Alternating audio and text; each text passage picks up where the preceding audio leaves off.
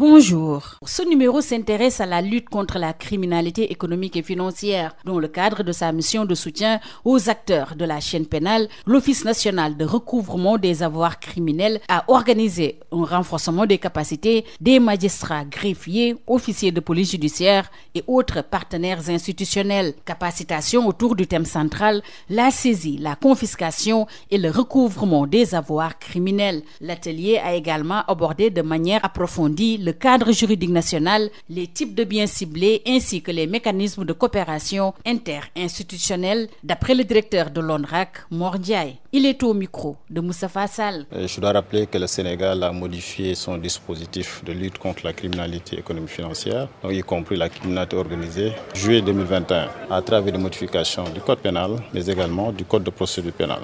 Il a été instauré ce qu'on appelle un régime général de confiscation, mais surtout un régime général de confiscation pour tout ce qui touche le produit de l'infraction, l'objet de l'infraction, l'instrument de l'infraction et les biens dont une personne a la libre disposition, autrement dit les prête-noms. À côté de ce dispositif de confiscation, nous avons aussi ce qu'on appelle les saisies spéciales qui constituent le corollaire des modifications qui ont été apportées au régime de confiscation pour pouvoir mettre la main préalablement sur les biens qui sont liés à une infraction qualifiée de criminalité économique financière ou de criminalité organisée. Et l'objectif justement, c'est de faire de telle sorte que lorsqu'il y a une action publique qui est enclenchée, qu'on puisse prendre des mesures conservatoires pour garantir plus tard l'exécution de la décision de confiscation. Tout ce qui est confiscable et saisissable. Cela permet justement, demain si on devrait prononcer le cas échéant une décision de confiscation, d'exécuter facilement cette décision et assurer un recouvrement efficace.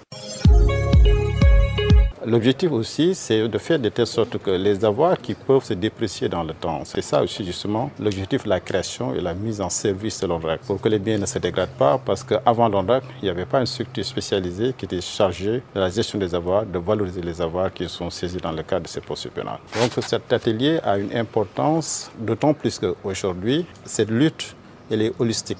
Les acteurs de la chaîne judiciaire, les officiers de police judiciaire ne peuvent pas à eux seuls lutter contre la criminalité. Donc aujourd'hui, ce sont tous les acteurs de la chaîne pénale, et y compris les partenaires institutionnels, c'est-à-dire tout ce qui est banque, tout ce qui est bourse, tout ce qui est assurance, parce que les avoirs sont protéiformes. Donc l'objectif, encore une fois, de cet atelier, c'est de faire en sorte qu'il y ait une appropriation de ce nouveau dispositif, qu'il y ait un partage d'expériences au niveau national, mais aussi un partage d'expériences entre acteurs internationaux, notamment nos homologues de la Grèce, de la France et de la Guinée qui sont venus aussi participer à cette rencontre. Si je dois faire le bilan à mi-parcours, nous sommes à peu près à plus de 37 milliards d'avoir recouvré. Donc je pense que quand même, on vient de loin. C'était Mor Ndiaye, le directeur de l'Office national de recouvrement des avoirs criminels. Le journal de l'économie, c'est fini. Merci de l'avoir suivi.